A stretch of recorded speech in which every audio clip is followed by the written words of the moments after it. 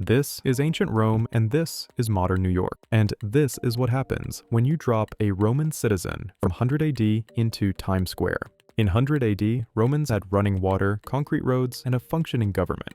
Pretty advanced, right? But here's the thing. They didn't have electricity, cars, or the concept that touching a glowing rectangle could let you order pizza from across the city. So how long would it actually take someone from ancient Rome to adapt to modern life? Would they figure it out in a few months? A few years? Or would they just spend the rest of their days screaming at traffic lights? Well, it turns out we have data on this, sort of. See, there's this group of people who've actually experienced something pretty similar to time travel. And they are North Korean defectors arriving in South Korea. They describe the experience as stepping out of a time machine 50 years into the future. Now imagine stepping out of a time machine 2,000 years into the future. North Korean defectors take several years to fully adapt to South Korean society, and that's with both countries speaking similar languages and existing in the same century. Our Roman, they're starting from a lot further back. So let's walk through exactly what would happen if we grabbed a random Roman citizen. Let's call him Marcus and dropped him in the middle of New York City. Because if we're going to psychologically destroy someone with modernity, we might as well do it in the most overwhelming place possible. Marcus blinks. 1 second, he was in Rome. The next, he's standing in Times Square. And immediately, his brain starts melting. Romans were used to busy cities. Rome's population was up to 1 million at its peak, but Roman cities ran on torches, oil lamps, and natural sunlight. The loudest things were people yelling, carts rolling, and the occasional sacrificial cow.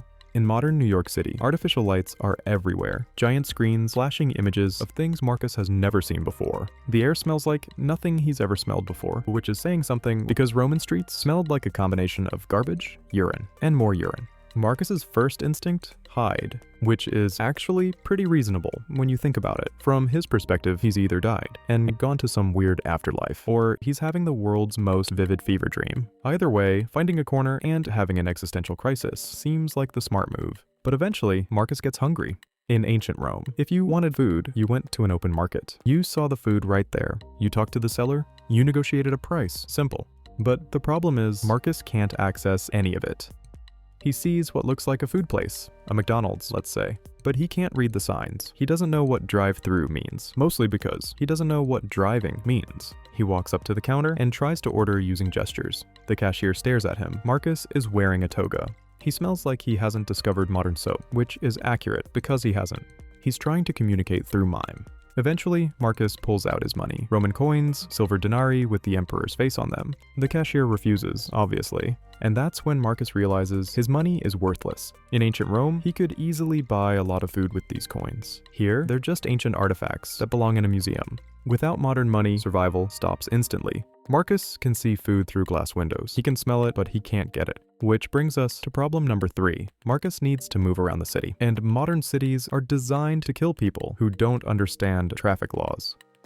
In Rome, Romans walked everywhere. They had carts pulled by animals. The fastest thing on a Roman street was maybe a horse at full gallop, which topped out at around 30 miles per hour.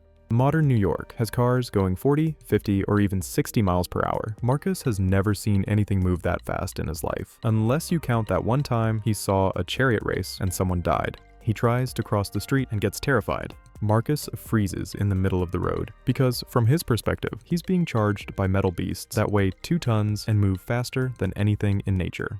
Traffic lights mean nothing to him. Red, yellow, green? In Rome, those were just colors. They didn't tell you when it was safe to walk. So, Marcus does what any rational person would do when surrounded by deadly threats. He stops moving entirely, which is how he ends up blocking traffic and causing a minor incident that attracts the attention of the NYPD. 2 police officers approach. They're wearing uniforms Marcus doesn't recognize. They're speaking a language he doesn't understand. They're asking for something called ID. Marcus has no idea what's happening. In ancient Rome, authority figures were obvious. Senators wore togas with purple stripes. Soldiers wore armor. You could tell who was in charge just by looking at them. These 2 people in blue, Marcus has no context for them. He tries to explain himself using gestures. This doesn't work. The officers try to ask questions. Marcus doesn't understand. Eventually, they decide to detain him because he's causing a public disturbance. He has no identification, and he smells like he's been dead for 2,000 years. At the police station, things get even weirder. Marcus has no ID, no address, and no social security number. As far as the modern legal system is concerned, Marcus is a ghost. In ancient Rome, your identity was your reputation and your community. You were Marcus, son of Gaius, from the Subura district. People knew you. In modern America, identity equals documents. No documents means you don't legally exist. Which is a problem, because without legal existence, you can't do anything. You can't get a job, you can't rent an apartment, you can't even get a library card. Marcus is stuck. Eventually, someone at the police station has an idea. They pull out a smartphone and open a translator. Marcus watches as this person holds up a glowing rectangle and speaks into it. And then this is where Marcus's brain fully breaks. The rectangle speaks back in Latin. For the first time since arriving, Marcus can communicate. He explains through the phone that he's from Rome, not modern Rome, ancient Rome. The officers don't believe him at first, obviously, because time travel isn't real, and this guy probably just escaped from a Renaissance fair. But Marcus knows things. He speaks fluent Latin. He describes Rome in a way that matches historical records. He has no modern knowledge whatsoever. He doesn't know what a car is, what electricity is, or why people keep staring at rectangles. Eventually, they contact a Latin professor from a nearby university. The professor arrives, speaks to Marcus in Latin, and confirms. This person either is actually from ancient Rome, or he's the most dedicated method actor in history. So how long does it actually take Marcus to adapt?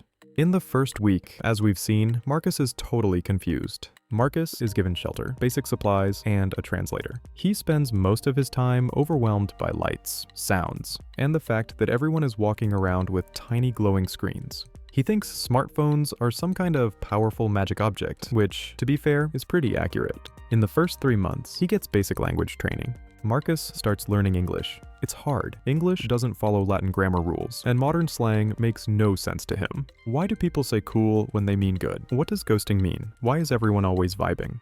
But Romans were good at adapting. The Roman Empire lasted for centuries, partly because Romans were excellent at absorbing new cultures and learning new things. Marcus picks up basic survival English. He learns to say basic words. Yes, no. Some sentences like, "Where is bathroom? I would like food, please." In 6 months, Marcus starts learning technology. Someone teaches Marcus how to use a smartphone. This is harder than it sounds. Marcus has to learn what tapping, swiping, and scrolling mean. He has to understand that the screen responds to touch, and he also has to grasp the concept of apps. The hardest part is explaining the internet. How do you explain to someone from ancient Rome that there's an invisible network connecting every device on Earth, and you can use it to access all of human knowledge, watch videos of cats, and argue with strangers about politics? Marcus thinks it's sorcery, and honestly, he's not entirely wrong. Within a year, Marcus can hold basic conversations. He understands traffic lights. He knows how to use an ATM, mostly. He's learned that money is now paper and plastic cards, and that you can't negotiate prices at Walmart. But he's still struggling. Modern social norms still confuse him. In ancient Rome, social hierarchy was everything. Your status determined how people treated you. In modern America, everyone is theoretically equal, which Marcus finds both liberating and deeply weird. In 2 to 3 years, he's fluent in English. He has a job, probably something manual labor, because his ancient Roman skills don't translate well to the modern economy. He knows how to use public transportation. He's comfortable with basic technology.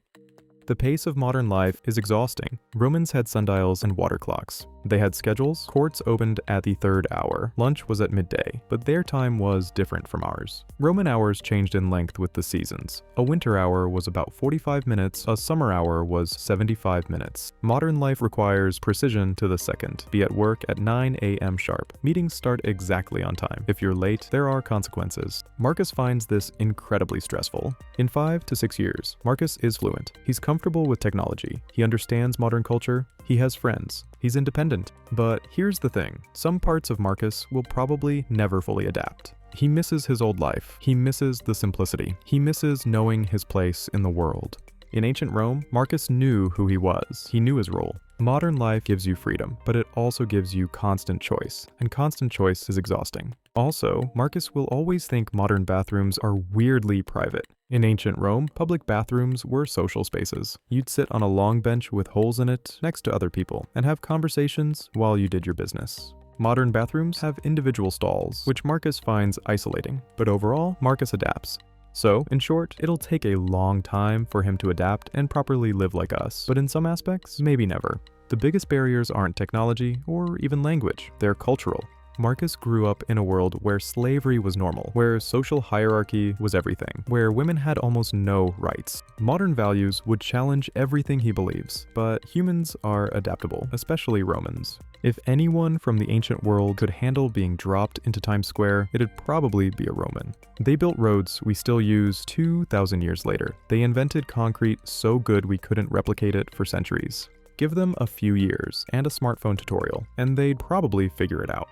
So, if you enjoyed watching Marcus struggle with traffic lights and smartphone, you might enjoy the rest of this channel. New videos drop every week, so subscribe if you want to, or don't subscribe. I'm not your boss, though if I were, I'd tell you to subscribe because that's what bosses do. Anyway, thanks for watching.